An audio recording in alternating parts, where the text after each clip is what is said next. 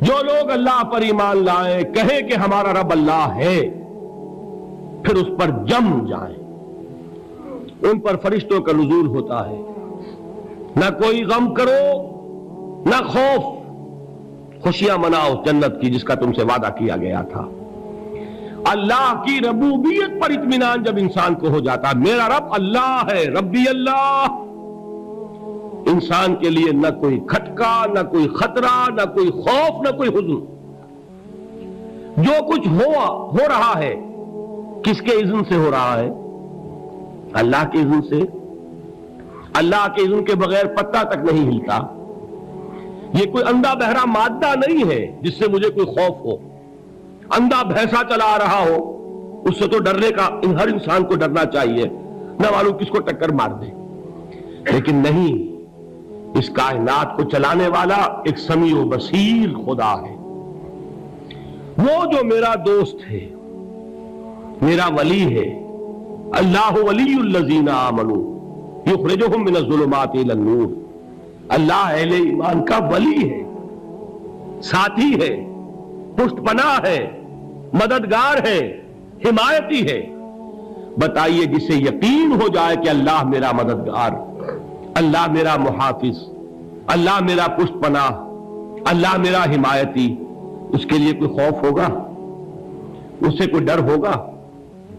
میں مثال دیا کرتا ہوں ایک بہت سادہ، پنجاب کے دیہات کی۔ وہ بڑا چودھری ہے اور کوئی غریب کسان ہے۔ اس غریب کسان کے جانوروں کو ہر وقت اندیشہ ہوگا چوری کا، کوئی میری بھینس کھول کر نہ لے جائے، کوئی میرا بیل کھول کر نہ لے جائے۔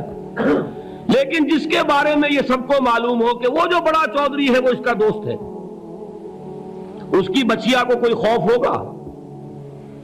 اس کی بھینس پر کوئی ہاتھ ڈالے گا؟ اسے کوئی اندیشہ ہوگا؟ نہیں۔ کیوں؟ کہ وہ بڑا چودھری، بڑا اس کا یہاں کا سردار، جاگیردار، سب کو معلوم ہے وہ میرا دوست ہے، کوئی میرے خلاف اقدام نہیں کر سکتا۔ اس دنیا میں یہ چھوٹی سی بات اگر آپ کے دلی اطمینان اور سکون کا باعث بن سکتی ہے تو ذرا تصور کیجئے۔ میں لفظ تصور استعمال کروں گا صرف اس لیے کہ اس کا ہم جس کو کہتے ہیں ادراک اور شعور کر نہیں سکتے، اگر کے ساتھ کر سکتے۔ اگر یقین ہو کہ اللہ میرا مددگار اور یقین ہو کہ اللہ ہر آن میرے ساتھ ہے، پھر کوئی خوف، کس کا خوف؟ کوئی شے اللہ سے بالا تر ہے؟ کوئی قوت اس سے زیادہ طاقتور ہے؟ کوئی اس کے ارادے کو بدلنے والا ہے؟ کوئی اس کی مشیت کے آڑے آنے والا ہے؟ یہی بات ہے جو حضور نے فرمائی۔ یہ ایمان کا حاصل ہے لب لباب، کہ دیکھو اچھی طرح اس بات کو ذہن نشین کر لو، اگر تمام انسان مل کر تمہیں کوئی نقصان پہنچانا چاہے نہیں پہنچا سکتے، مگر جو کچھ اللہ نے لکھ دیا ہو، اور تمام انسان مل کر تمہیں کوئی نفع پہنچانا چاہے نہیں پہنچا سکتے، مگر وہ شے جو اللہ نے طے کر دی ہو۔ آپ پھر میں کہوں گا ذرا طاری کیجئے، اسے فرض کیجئے، اسے سوچئے، اگر اس حدیث پر ہمارا دل ٹھکا ہوا ہو تو کسی سے ڈر ہوگا؟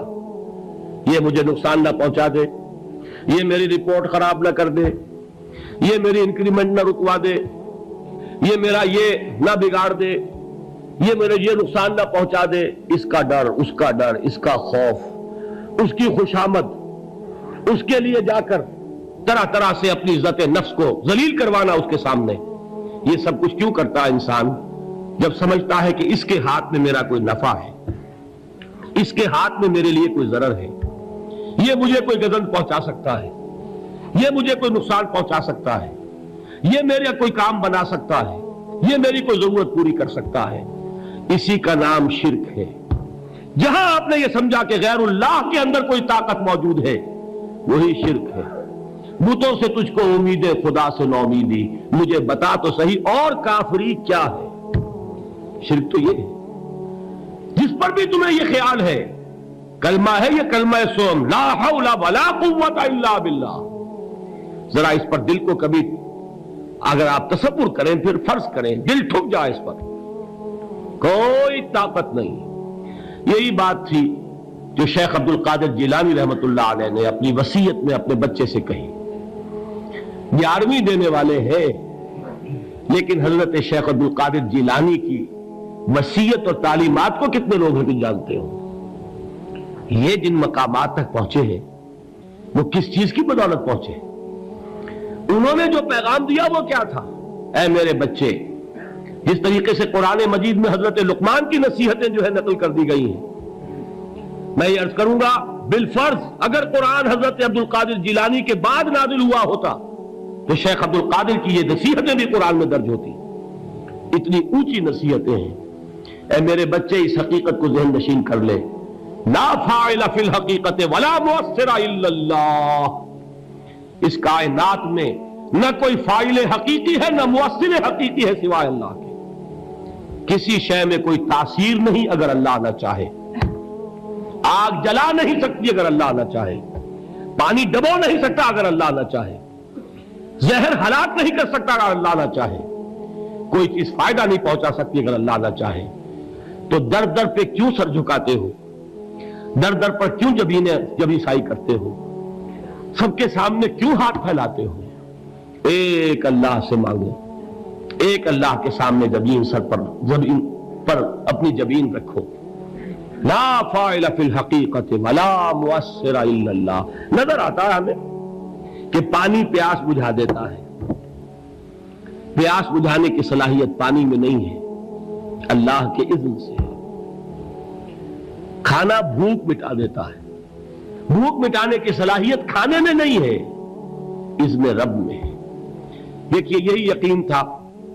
حضرت موسیٰ علیہ السلام کا واقعہ یاد کیجئے. سامنے سمندر آ گیا ہے. قوم دیکھتی ہے پیچھے کہ گرد و غبار کا طوفان ہے. معلوم ہوا کہ فرعون اپنے لشکر سمیت آ گیا ہے. لشکر جب چلتا تھا تیز رفتاری کے ساتھ تو گرد و غبار کا جو طوفان اٹھتا تھا اس کا تصور کیجیے. اور لمحہ بلمحہ وہ قریب آ رہا ہے. پوری قوم نے کیا کہا؟ اے موسیٰ انا لمدرکون، اے موسیٰ ہم کو پکڑے گئے. قرآن مجید میں تو یہاں وہ باتیں نہیں لکھی ہیں، لیکن تورات میں یہ درج ہے کہ بنی اسرائیل جھگڑنے لگے، دست و گریبان ہو گئے موسیٰ کے ساتھ. موسیٰ ہمیں یہاں مروایا لا کر، اس سے تو ہم ہی بہتر تھے. وہاں کھانے کو ملتا تھا، زندگی تو تھی، بیگار ہم کر رہے تھے، موت تو نہیں تھی. اب جو کچھ ہوگا اس کا تصور کرو، جس طریقے سے ہمارے ٹکڑے اڑائے جائیں گے. تو لڑ رہے ہیں حضرت موسیٰ علیہ السلام سے. یہ تورات کی تفصیل ہے. قرآن میں صرف اتنا آیا ہے، پریشان ہو کر انہوں نے کہا انا لمدرکون، موسیٰ ہم تو پکڑے گئے. اس وقت موسیٰ کا جواب کیا ہے؟ کلا ان معی ربی سیہدین. نہیں، میرے ساتھ میرا رب ہے، وہ راستہ دے گا. بتائیے کہاں راستہ نظر آ رہا ہے؟ یہ ہے ایمان بالغیب. راستہ نظر نہ آئے تب اللہ پر یقین ایمان ہے. جیب میں پیسے ہوں اور تب دل کو اطمینان ہے تو ایمان کس پر ہوا؟ پیسے پر، اللہ پر نہیں. جب وسائل و ذرائع نہ ہو اور پھر یقین ہو کہ اللہ مسبب الاسباب ہے، وہ اسباب کا پابند نہیں ہے، وہ اسباب کا محتاج نہیں ہے، اسباب اس کے محتاج ہے. اگر یہ یقین ہے تو اللہ پر ایمان ہے. یہ نہیں ہے تو تمہارا ایمان اسباب پر ہے، وسائل پر ہے، ذرائع پر ہے، مادیات پر ہے، اللہ پر نہیں. اس وقت کہاں راستہ تھا؟ وہ راستہ تھا سمندر ہے اور ادھر سے لشکر آ گیا ہے. کلا ان معی ربی سیہدین. اب دیکھیے ایمان کہہ دینا آسان ہے، ہوا معکم اینما کنتم، جہاں کہیں بھی تم ہوتے ہو اللہ تمہارے ساتھ ہوتا ہے. لیکن اس کا یقین قائم ہو جائے تو زمین و آسمان کا فرق واقع ہو جائے. یہی بات ہوئی حضور کے ساتھ. غار ہے، چھپے ہوئے ہیں محمد رسول اللہ اور آپ کے وہ یار غار ابو بکر صدیق رضی اللہ تعالی عنہ. اقبال نے حضرت ابو بکر کی شان میں چند اشعار کہے صرف، لیکن واقعہ یہ ہے کہ بھاری بھاری نظموں پر اور قصیدوں پر بھاری ہے. طویل ترین نظمیں اور قصیدے ہوں ان پر بھاری ہے. ہمت ابو بکر کی ہمت جو ہے کشت ملت را چو ابر، جیسے بارش سے کھیتی اپجتی ہے، ابو بکر کی ہمت اور عزیمت اس امت کو اسی طرح سینچنے والی ہے۔ ثانیے اسلام و غار و بدر و قبر، وہ دوسرے تھے اسلام میں، دوسرے پہلے کون تھے؟ انا اول المومنین، حضور فرماتے ہیں سب سے پہلا ایمان لانے والا میں، دوسرے ابو بکر۔ ویسے ہمارے ہاں یہ چلتا ہے اختلاف، حضرت علی پہلے ہے کہ حضرت ابو بکر پہلے ہے، لیکن اس میں بڑی خوبصورت تطبیق قائم کی ہے علماء نے، اور بہت صحیح ہے۔ چار کے بارے میں فیصلہ ہی مت کرو کہ کون پہلے ہے، ان کی ایک عجیب تقسیم کر دی ہے۔ آزاد مردوں میں، بالغ مردوں میں سب سے پہلے ابو بکر، بچوں میں سب سے پہلے علی، خواتین میں سب سے پہلے خدیجہ، اور غلاموں میں سب سے پہلے زید بن حارثہ۔ بڑی پیاری تقسیم ہے، یہ چاروں ہی پہلے ہیں، ہر ایک کے لیے اولیت ہے۔ اور واقعہ یہ ہے کہ اگر زمانی اعتبار سے تعین ہوگا تو پہلے خدیجۃ الکبریٰ آئیں گی رضی اللہ تعالی عنہ، کسی اور سے بات کرنے کی نوبت بعد میں آ سکتی ہے، پہلے تو اہلیہ محترمہ سے بات ہوئی، آتے ہی پہلی وحی ہوئی ہے، ابھی تبلیغ کا حکم نہیں تھا۔ کس کو بتایا واقعہ؟ ابھی اپنی نبوت کی تبلیغ کا تو حکم ہی نہیں آیا، واقعہ کس کا ہے؟ وہ خدیجہ کا ہے۔ جب کہا ہے کہ خشیت علی نفسی، مجھے اپنی جان کا اندیشہ ہے، تو کیا جواب دیا خدیجہ نے رضی اللہ تعالی عنہا؟ وہ صدیقۃ الکبریٰ ہے، صدیقات جو ہے خواتین ان میں چوٹی پر خدیجۃ الکبریٰ ہے رضی اللہ تعالی عنہا، اور صدیق جو مرد ہیں ان میں صدیق اکبر ہے ابو بکر صدیق رضی اللہ تعالی عنہ، لیکن صدیقات میں چوٹی پر۔ جب حضور نے فرمایا خشیت علی نفسی، کیا فرمایا، کیا عرض کیا، کیسے تسلی دی؟ نہیں نہیں، اللہ آپ کو ضائع نہیں کرے گا، آپ غریبوں کے ہمدرد ہیں، آپ مساکین کے تکالیف رفع کرنے والے ہیں، آپ بیواؤں کی سرپرستی کرتے ہیں، آپ مسافروں کی خدمت کرتے ہیں، اللہ آپ کو ضائع نہیں کرے گا۔ یہ یقین ہے اس خاتون کے اندر۔ خیر وہ ایک علیحدہ بات ہو جائے گی۔ میرے دل پر حضرت خدیجہ رضی اللہ تعالی عنہ کی شخصیت کا بڑا گہرا نقش ہے، جو وہ کوئی اور ہی وقت اور موقع ہوا تو بیان ہوگا۔ بہرحال اقبال نے ایک مصرے میں جو چار اولیتیں جمع کر دی ہیں، ہمت او کشت امت را چو ابر، ثانی اسلام و غار و بدر و قبر۔ اسلام میں حضور کے بعد پہلے کون؟ ابو بکر۔ غار میں حضور کے ساتھ کون؟ ابو بکر۔ بدر کی رات اللہ کا رسول سر بسجود، وہ گھاس پھوس کی جو جھوپڑی بنائی گئی تھی، اور وہاں تلوار ننگی لے کر پہرا دینے والا کون؟ ابو بکر۔ اور اس حجرہ عائشہ میں محمد کے بعد سب سے پہلے دفن ہونے والا کون؟ ابو بکر رضی اللہ تعالی عنہ صلی اللہ علیہ وسلم۔ وہ جو معاملہ میں سنا رہا تھا غار ثور کا، حضرت ابو بکر بھی حضور کے خیال سے لرز گئے ہیں۔ آپ کو یاد ہوگا کہ جا کر پہلے تمام جتنے سوراخ تھے انہیں بند کیا ہے، ایک سوراخ رہ گیا تھا جس کو بند کرنے کے لیے کوئی کپڑا نہیں تھا، وہاں اپنی ایڑی رکھی ہے، تب کہا ہے حضور سے تشریف لائیے، اور اپنے زانو پر حضور کو لٹایا ہے، اور وہاں کسی موذی جانور نے کاٹا ہے، حضور کی آنکھ لگ گئی تھی، اس وقت اس بل کے اندر جو بھی بچھو ہے کیا ہے واللہ عالم، اس نے کاٹا ہے، اس کی تکلیف کی وجہ سے ابو بکر کی آنکھوں سے آنسو ٹپک گئے، حضور کے چہرے مبارک پر پڑے ہیں کہ حضور جاگے ہیں، معاملہ کیا ہے؟ ایڑی نہیں ہٹائی وہاں سے، مبادا وہ جانور وہاں سے نکل کر محمد الرسول اللہ کو کوئی گزن پہنچا دے، ابو بکر کی ایڑی ہے، جس طرح چاہے کھا لے، ختم کر دے، جان نکل جائے تب کوئی آنچ آئے، محمد پر تو آئے، لیکن جیتے جی نہیں۔ وہ ہے ابو بکر۔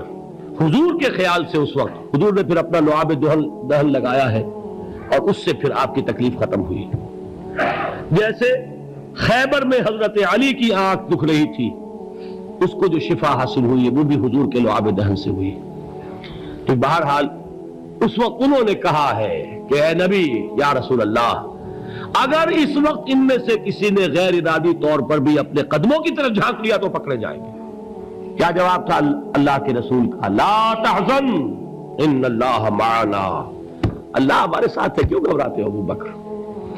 یہ ہے ایمان باللہ، میرا مالک اللہ، میرا رازق اللہ، میرا محافظ اللہ، میرا مددگار اللہ، میرا پشت پناہ اللہ، میرا دوست اللہ۔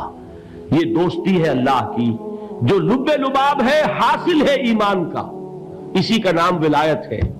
اولیاء اللہ کے سروں پر سینگ نہیں ہوتے، جس کے دل میں ایمان راسخ ہو چکا ہو وہی اللہ کا ولی ہے، جسے اللہ پر یقین ہو چکا ہے وہی اللہ کا ولی ہے، جسے یقین ہے اللہ میرے ساتھ ہے، میرا مددگار، میرا پشت پناہ، میرا ساتھی، میرا دوست، میرا محبوب، میرا محب۔ اللہ اہل ایمان سے محبت کرتا ہے۔